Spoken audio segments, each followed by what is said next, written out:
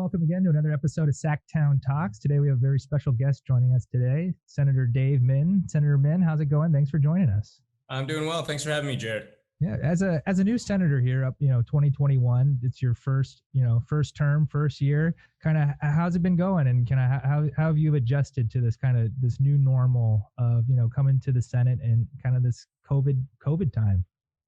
Yeah, I guess if you flash back to March of last year, I remember having our primary night election party on March, it would have been March 3rd. And that was the last public event I did.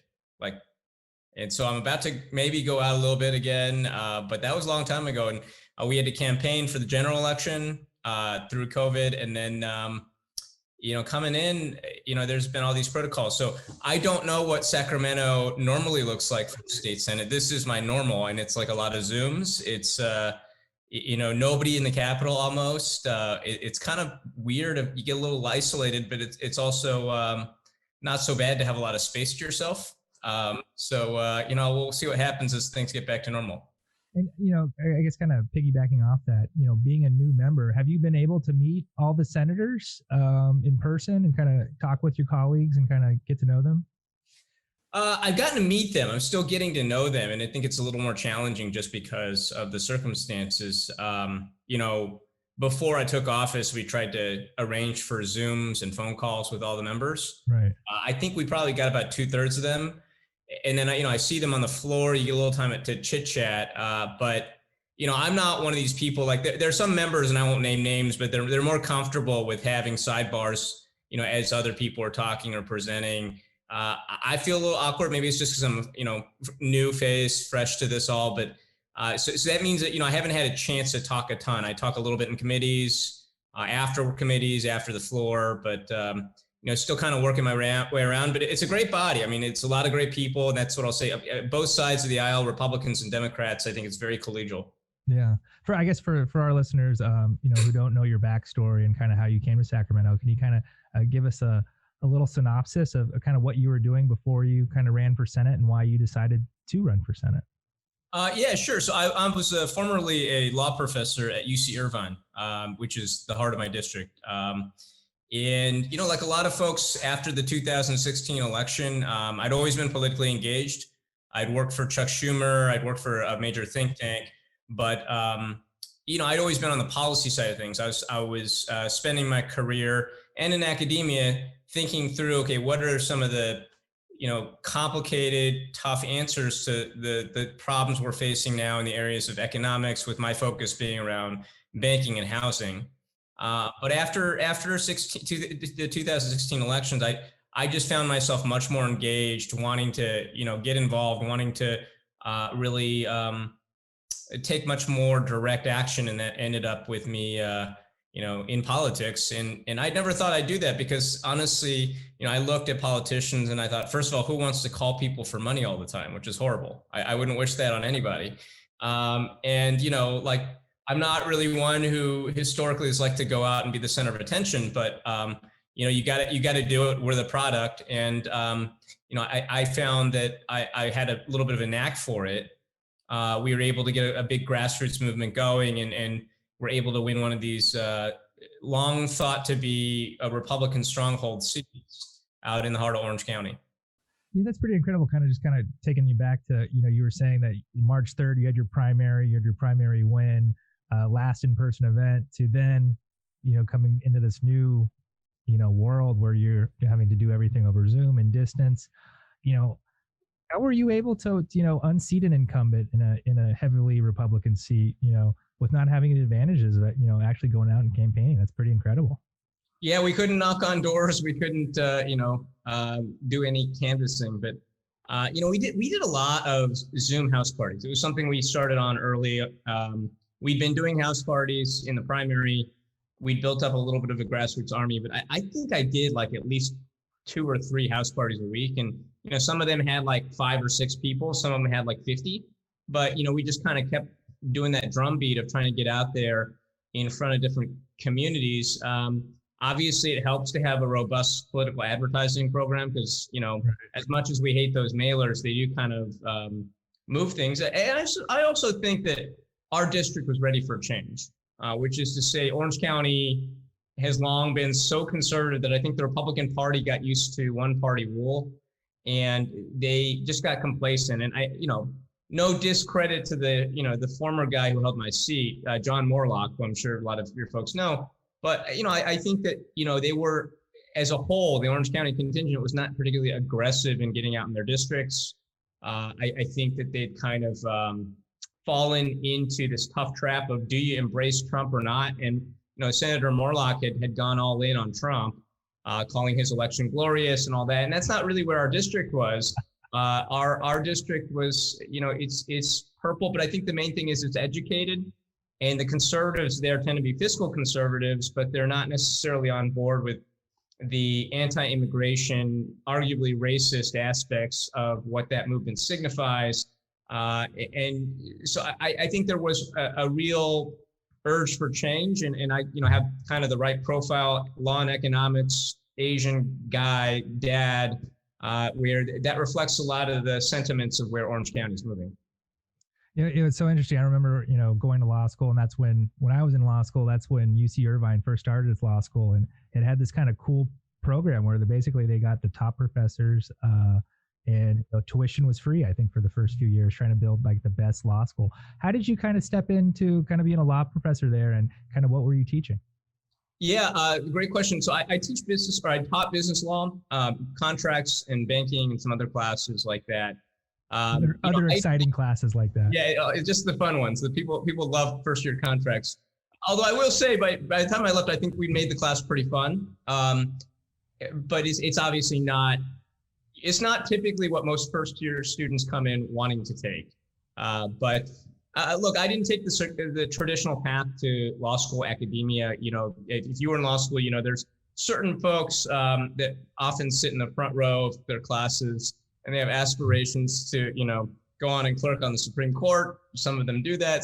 Some of those go on to be professors. That was not really my route. I had kind of ended up doing, policy, economic policy in Washington, D.C. And my choices after, as I was trying to figure out what to do next, I didn't want to be a lobbyist. And that was kind of my first, thing. And no discredit to lobbyists. They serve an important role, and please don't tell a third house that. But, for my own personal preference, it just wasn't what I wanted to do. And so that kind of limited my options. But I had a number of friends and colleagues who were in academia who thought I'd make a good academic and encouraged me to do that. So I threw my hat in the ring. I was fortunate to get a number of incredible offers. And, being a native Californian, I was most excited about coming back home. And so this was a brand new law school. I came in year 3.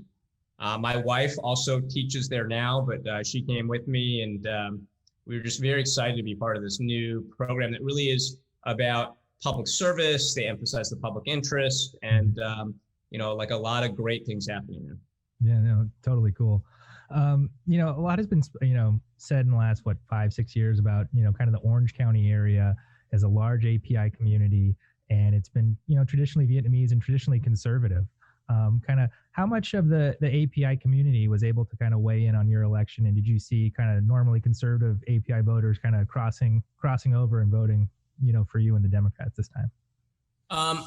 Yes. So the answer to your last question is, we definitely got benefited from API votes. And there were crossover votes. My population, my district is not quite as Vietnamese. More of them tend to be Chinese, and then a lot of Koreans as well. And I'm Korean American, although my last name, I call it the triple threat because it's Chinese. It could be Chinese, could be Korean. Some people think it could be Vietnamese. Like, there's not a lot of Vietnamese with it, but it kind of has that appeal to all three of those ethnic groups. I think appearances matter, as you know, in politics. And I come off just my appearances. I look like someone that should appeal to a lot of Asian voters.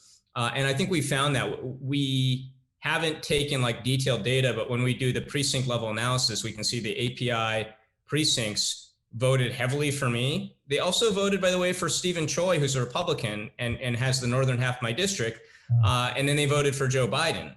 So we saw a lot of those types of voters, but historically they were voting Republican. I think APIs clearly were big swing votes in the last couple election cycles. And I think honestly, APIs are the hidden weapon. I mean, they really are maybe the last big swing block in California and a good part of this country, because they're not automatic Dem voters. They're not automatic Republican voters. They were voting Republican probably up till 2014. And then they started increasingly gravitating to Democrats, but that doesn't mean they're going to stay with Democrats. So, I think we have to find the right message to appeal to those voters. Yeah. There's been a lot going on lately kind of with API hate and stopping API violence. We recently had Bill Wong on to kind of talk about, Project Ronin and kind of what's going on here in the state. What are you seeing particularly in your district in regards to kind of, this API violence and kind of API hate going on? So we just had API, I think anti-bullying day. I think that was yesterday or 2 days ago. And I think a lot of this is bullying. And, the way I look at this is, one, I think a lot of us, including myself, were taken aback by the depth and breadth of anti-Asian sentiment. It's just clearly a nationwide phenomenon. And, I think a lot of us had experienced, racism and different kinds of insults as kids. But, we thought, okay, it's the 21st century, things have moved on, things have changed. And for a lot of different reasons, I think that Asian Americans have gotten a lot of resentment from not only white people, but also other ethnic groups, African Americans, Latinos. Part of that's probably the model minority myth and just, a resentment sort of between different marginalized communities. Part of it is, anti-immigration sentiments, the sort of sense that Asian Americans don't really belong here. But all that was kind of hidden, right? I mean, we didn't see that boil to the surface the way we do now. Right. I think in a lot of ways, coronavirus gave license to people who held these sentiments that you could go out and publicly act on it. You could go out and call someone a racial epithet. You could go out and verbally assault them, stalk them, maybe hit them or even kill them. And that was something that was, approved by society, that this was an okay sentiment to voice. And, obviously the former president, had words and sort of played the blame game to some degree in ways that I think really helped to propagate that sentiment. And I guess the other thing I'd say is it's much broader than we're seeing. I mean, for every report that makes the newspaper or makes the police report, there are probably hundreds of incidents that just never get reported. I mean, what are you going to do if someone comes up to you and calls you a chink? What are you going to report that to the police? No, but it still kind of upsets you. It's like messed up. And, we have to deal with that on a pretty regular basis. We have to deal with, particularly women and elderly APIs have to deal with people coming up to them, physically just intimidating them, getting in their faces, yelling at them. And that type of incident doesn't really make any kind of noise, but it happens all the time. You talk to your API friends, most of them are experiencing that, or they know people who are experiencing it. And so this is happening across California. It's certainly happening in Orange County. We had a few viral incidents and things that made the news. But, again, there's just a lot more that happening that doesn't get reported. Right. No, it's amazing that, it's all coming to light now. And it just seems you're right to be kind of taking another level, and kind of glad it's coming out and kind of getting addressed. And, hopefully, we can all learn from this and proceed in a better manner. And, my message has been pretty singular. Like, I know there's longer term solutions like education. We do need solidarity. And I think APIs are starting to realize, hey, we ought to be politically engaged and find allies. That's all important. But I think right now, the only message that I think matters is this is not acceptable. And we need everybody shouting that out. Like, if you see something, be smart about it. Don't get yourself in a dangerous situation, but, intervene. People need to know that this is total bullshit and it's not acceptable. And they just can't feel like this is something that is tolerated. Because when you talk to some of these racists who do this stuff, they actually feel like they're representing a sentiment that's majoritarian. And that's why they feel emboldened to do that. You don't do that type of stuff in public if you feel like everybody's going to castigate you and shame you if you do it. They don't feel that way right now. And that's another reason why we're seeing so much of this happen. Yeah, no, interesting. Good point. You kind of have this kind of very unique background, kind of as a former regulator in the law, kind of economics and finance. Kind of what committees, are you sitting on right now, and kind of What kind of legislation are you working on that, is kind of in your wheelhouse of the policy areas, Yeah. So my background's in banking and housing. And I will say that's not at all why I was running. So when I was campaigning, housing's obviously a big need, but I did housing finance, so I know a lot about affordable housing finance. I know about, credit access and market stability. But really the things that animate me are based on the fact that I'm a dad and I worry about the future of our state and our country. And so when I was campaigning, I campaigned really on, the idea that we need to invest in long-term priorities in this country. And so there's a saying from the Greeks, I always quote it, everybody in my district gets tired of hearing this, but a civilization is great when its elders plant trees whose shade they know they will never sit in. Right. And to me, that saying encapsulates how America used to govern. And it's really, we've gotten away from that. Everything in this, when you talk to foreigners, people in other countries, they all think America is like the most short-sighted. We think in nanoseconds today. And that's true of our policymakers too. And we need to get back to long-term thinking and planning. And that means, fighting climate change, investing in education and infrastructure. And those are really the things I want to focus on. I will say that because those are complicated areas, and I don't want to come in and put up a bunch of stupid bills, we didn't really put up a lot of aggressive stuff this year because I want to sort of, you get thrown in. We take office in December, we really start in January, and you're right in the middle of bill season, right? You're supposed to put up all your bills. It doesn't give new legislators really the time to be thoughtful to try to come up with your package. And so for this year, I kind of view this as my homework year, trying to figure out what I want to do and where the right levers are and where we're trying to be redundant of stuff that already exists. But ultimately, I want to make my mark in trying to help facilitate investment in green innovation, because I feel like California has done a great job of creating mandates for decarbonization, for reaching zero emissions.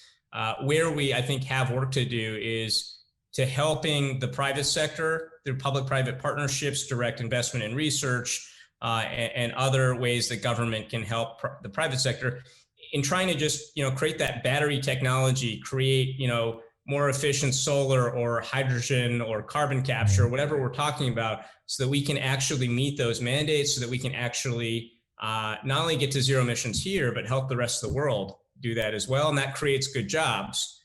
So that's something I'm looking at on climate. On education, another long-term project is trying to get college down to ideally debt-free or at once upon a time, not too long ago, we had zero tuition for the UCs and CSUs. That may be a pipe dream, but how do we move in that direction, right? And so that's something I want to look into in the next few years. So I sit on the energy committee for the first priority. I sit on the budget subcommittee for education for the second priority. Then, for me, housing and transit are going to be important going forward. So I sit on the transportation committee. I think I would love to see us start to be really innovative in thinking about alternatives to driving, because as California continues to grow, or maybe we don't grow, but I think one of the challenges to our growth, one of the reasons people left last year was just the cost of living. And that to some degree is around transit and housing infrastructure. We're the original car culture. That's why we have all these highways, but, nobody likes being stuck in traffic. And if you go back to the 50s, you watch Mad Men, it was great if you could just drive around and not worry about, because we didn't know about carbon emissions back then and there was no traffic. So it's fun, right? And now you're sitting in traffic and it's horrible and we know it's bad for the environment. So what are the alternatives we can make to that to get people out of their cars? That's something I think we need to be thoughtful about. No, definitely. The governor just came out with his May revise on Friday. Have you had a chance to kind of review it and kind of see where you think he's investing and kind of some of these things you just mentioned? I've looked just at the education part so far, and then some of the other areas that impact me. But it's long. I've got that document on the May revise. Right. I'm about honestly about 20 pages through. But we've had 2 hearings this week for the education subcommittee on the budget. So we have been looking closely at some of the K through 12, his universal TK, transitional kindergarten proposal, some of his proposals around higher ed. I guess, my macro comment is it's great to have a ton of money. It's great to, it addresses a lot of our problems, but we have to be thoughtful about how we spend that. And I think overall the governor's approach is thoughtful, it's smart. It hits a lot of the right priorities around equity, putting aside some for a rainy day. I want to take a deeper look though, because I do think, as we look forward, we just want to make sure we're prioritizing the right things. And, it's such a massive budget and it's got so many different proposals. He's got programs to fund, like just the other day I saw he's putting aside some money to fund direct research. It's just like a line item to fund alternative meats. There's another line item in there around animal shelters. And so it gets very, very detailed and around the things they're trying to do. And I think on some level, you'd like to see them just provide grants to the different agencies and give those agencies discretion to do some of the things they're doing. I think this governor, being a policy wonk, wants to kind of micro target certain things. But that means that we have, as a legislature, have a lot more work to do in analyzing the budget. Right. Are there any, I guess, specific things that you requested for your district or are personally interested in getting through this budget? Sure. And before we mention the budget, I guess we're talking about my priorities. My top priority right now is getting my gun show bill passed, which, I've got a bill out there that has gone through its first committee. We're cautiously optimistic it's going to get out of appropriations, but it would end the sale of guns and ammunition across the state on any state-owned property. It's perfectly consistent with the Second Amendment, but, in my view is we have enough gun violence in this state, in this country. The state does not need to be giving its endorsement to the sale of more guns in our communities. In a lot of communities, gun shows are the primary place where guns get sold. That means every gun that gets sold into a community meaningfully increases the probability of gun violence. And that's not just those big mass shootings that we read about. It's also the suicides, the homicides, the gun accidents that comprise the vast majority of gun violence. And every death due to guns is just tragic. I mean, it's another person taken away, and enough's enough. So that's my top priority right now. I've expressed that to leadership, the governor. As far as budget, I've got a big item that would fund phase 2 of the Cal Wildfire Alert Program. I think that's the name of it, which is really cool. We've now got cameras across the state that provide early detection on fires. Phase 2 would be taking essentially like infrared topographical maps of all of our wildfire-prone areas so that we can kind of create a digital map of where the fuel concentrations are. And the reason that's useful is predicting, one, where do we need to maybe reduce some of the fuel if we're talking about fire prevention? And two, if a fire started, right now, there's a new Angelina Jolie movie out. I just started watching like 10 minutes of it, but it's about like wildfires to some degree. Firefighters don't know necessarily where the fire is going to go, and they kind of have to predict it based on their experience. But if we had these maps, they really could help us understand where the fire is going. You plot that onto wind and other things, and you can really get a sense of where you need to deploy firefighting resources, and it would allow us to be much more effective in fighting wildfires. I've got some district priorities as well. I mentioned climate change is a top priority of mine. We're trying to bring some money back, a modest amount, to create the first ever, basically it would be a competition. Who can create the best, technology to, solve certain climate related issues? Who can create a house that is entirely powered by zero emissions in the most creative and efficient way? And so it brings in people from around the world. It would highlight my district and hopefully help us, find meaningful solutions to climate change in the process. A whole bunch of others, of course, but I'm learning how this process works, and I'm learning everybody wants something. Right. No. Wise to sit back and kind of learn the policy and kind of see where you want to go next year. They're very wise. And that fire technology is amazing. Not only getting the information, but helping firefighters communicate with each other to see kind of where things will go. So thanks for taking that on, and hopefully we can have a year where we don't have huge fires and we can have clean air. So yeah. Well, and we laugh about it, but I mean it's sad because we're just so dry right now. It's we're obviously populated, and to some degree it's about irresponsible campers and things like that. But it's so dry right now. Everybody says it's the driest year on record. And California's wild, territories are just, it's like a tinderbox just waiting to go off. Yeah, which is crazy because it's been that way. It feels like for 10 years that it just keeps getting worse and worse. Worse and worse. Yeah. Unbelievable. Well, awesome. Well, thank you so much for taking the time and sitting down to talk with us. It was a pleasure getting to know you and, hearing about some of your policies this year. So thanks so much for taking the time. And we look forward to hopefully talking to you again later this session to kind of, hear about what you're up to next year and kind of how you're planning to approach your second year. So thank you. Thanks, Jared. Appreciate it. All right. Thanks, Senator. Have a good one. Some are called dreamers.